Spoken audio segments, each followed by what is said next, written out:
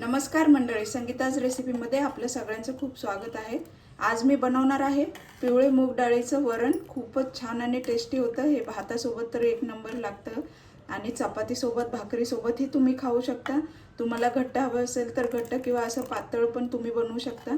खूपच छान। आणि कसं होतं, कधी कधी आपल्याला तुरीच्या वरणाने कधी कधी ॲसिडिटी होते किंवा कोणाला पचायला जड जातं। मग आपण हे असं पिवळ्या मूग डाळीचं वरण, फक्त डाळ वेगळी आहे पण सेम टू सेम वरण आपल्याला बनवायचं आहे। खूपच छान आणि टेस्टी होतं हे। पचायलाही हलकं आहे आणि थंड पण असते मूग डाळ।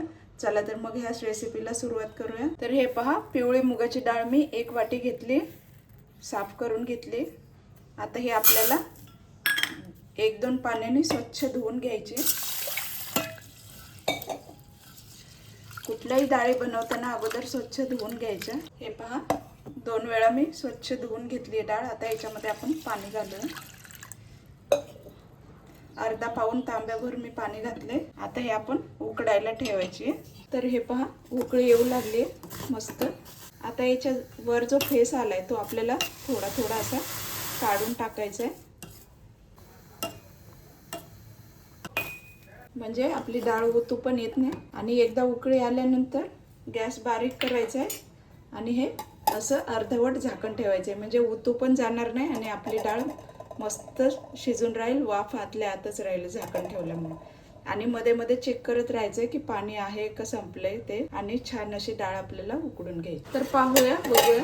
हे पहा, मस्त एकदम मऊ अशी शिजली आहे डाळ। पहा, खूपच छान। आता आपण गॅस बंद करूया आणि फोडणीची तयारी करूया। जवळजवळ 15 मिनिट लागले डाळ शिजायला, कारण मुगाची डाळ खूप लवकर शिजते। आणि हे पहा, फोडणीला आपल्याला काय काय लागणार आहे। ह्या मी 4 लसणाच्या पाकळ्या असे चिरून घेतल्यात, 2-3 छोट्या हिरव्या मिरच्या घेतल्यात, तिखट आहेत। यामध्ये असा कट मारलाय आणि त्याचे असे मोठे मोठे तुकडे करून घेतलेत, 2-2 तुकडे केले। कोथिंबीर जास्त चिरून घेतली आणि ह्या 2 लसणाच्या पाकळ्या आहेत त्या, आणि थोडीशी कोथिंबीर अशी एवढीशी आपल्याला कुटून घ्यायची। ती अशीच कच्ची डाळीमध्ये आपल्याला घालायची। आणि भरपूर कढीपत्ता आहे, 2 मोठ्या काड्या घेतल्यात, आणि टोमॅटो 1 चिरून घेतलाय बारीक। जास्त कोथिंबीर आणि जास्त कढीपत्ता आणि लसूण आपण वापरला की आपलं वरण एक नंबरच होतं। तर चला, हे आता आपण थोडं लसूण आणि कोथिंबीर थोडी ठेचून घेऊया। हे पहा, अगदी असं ठेचून घ्यायचं आपल्याला। तर हे कोथिंबीर आणि लसूण जो आपण ठेचून वापरतो, त्यामुळे वरणाला कुठल्याही खूपच छान चव येते। आता आपण फोडणीसाठी मसाले बघूया। आपल्याला मोहरी लागणार आहे, जिरं लागणार आहे, आणि हळद लागणार आहे, आणि चवीपुरतं मीठ लागणार आहे। डाळ पण खूप छान मस्त शिजली आहे। थोडी जरी आपण मुगाची डाळ अशी बनवली तरी ती मस्त अशी घट्टसर होते रस्सा तिचा, आणि खूपच खाण्यासाठी थंड मस्त असते ही डाळ। आता आपण याच्यामध्ये हळद घालूया। हे पहा, अर्धा चमचा हळद घातली आणि अर्धा चमचा मी मीठ घातले, थोडंसं जास्त अजून। तुम्ही तुमच्या आवडीनुसार तुम्ही मीठ वापरा। हे आपण वाटलेली कोथिंबीर आणि लसूण याच्यामध्येच घालायचं आहे आपल्याला। ह्यामुळे फारच छान टेस्ट येतो आपल्या डाळीला। कुठलंही वरण आपण बनवलं तरी असं कोथिंबीर आणि लसूण थोडं ठेचून घालायचं, आणि हे मस्त असं मिक्स करून घेऊया आपण। हे पहा, अगदी 1 वाटी डाळ मी घातली होती छोटीशी, तर बघा किती मस्त असं थिक्क झालंय। तुम्हाला जसं हवं असेल तसं तुम्ही पातळ किंवा घट्टसर असं ठेवू शकता। आम्हाला जरासं मीडियमच लागतं, म्हणजे एकदम घट्ट पण नाही आवडत, थोडंसं असं पातळसर आवडतं आम्हाला वरण। आता आपण फोडणी देऊया। गॅस चालू केलाय आणि 2-3 चमचे मी तेल घातले। छान असं गरम झालं तेल की त्याच्यामध्ये आपण मोहरी घालूया। हे पहा, 1 चमचा मोहरी घातली। आता मोहरी आपल्याला छान अशी तडतडू द्यायची।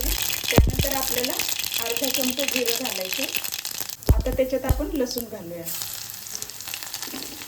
हे पहा, लसूण आपली छान अशी ब्राऊन कलर झाली। आता त्याच्यात आपण हिरवी मिरची घालूया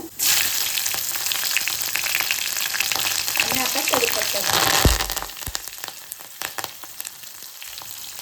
थोडीशी कोथिंबीर घालायची, म्हणजे आपण फोडणीमध्ये थोडीशी कोथिंबीर घातली की त्याला चव खूप छान येते। आता आपण त्याच्यामध्ये टोमॅटो घालूया।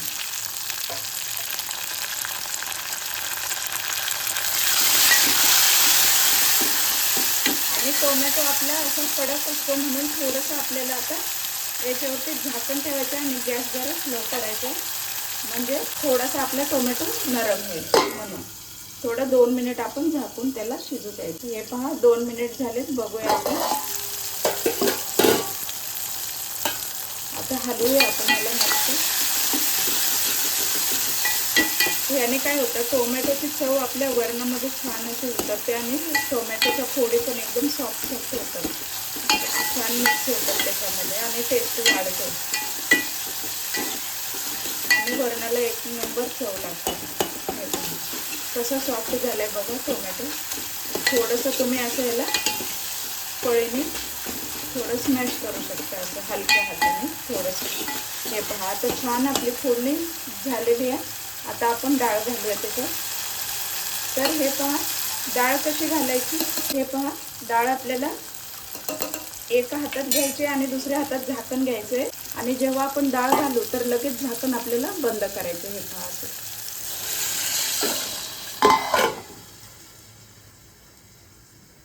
म्हणजे आपल्या डाळीचा असा सुगंध बाहेर जाणार नाही. मस्त फोडणी बसलेली आहे बघा. आता हे थोडं इसळून आपण ह्याच्यातच टाकायचं. हे मस्त फोडणी बसली आहे छान आणि डाळीला बघा कलर सुद्धा किती छान टेक्स्चर आलाय मस्तच आणि खूपच टेस्टी असं वरण होतं आणि एन्जॉय करा. आता ह्याला आपल्याला थोडीशी याला कढी येऊ द्यायचं आहे. तर हे पहा छान असा कढी येऊ लागलाय डाळीला.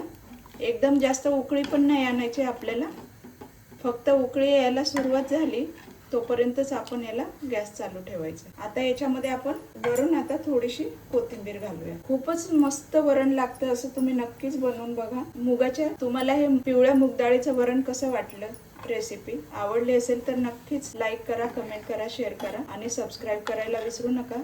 अशाच मस्त छान छान रेसिपीमध्ये भेटूया. थँक्यू. हे पहा उकळी यायला सुरुवात झाली. आता मी गॅस बंद करते. छान कड आलेला आहे आपल्याला, एकदम उकळी नाही आणायची. लास्टला आपलं वरण झालेलं आहे.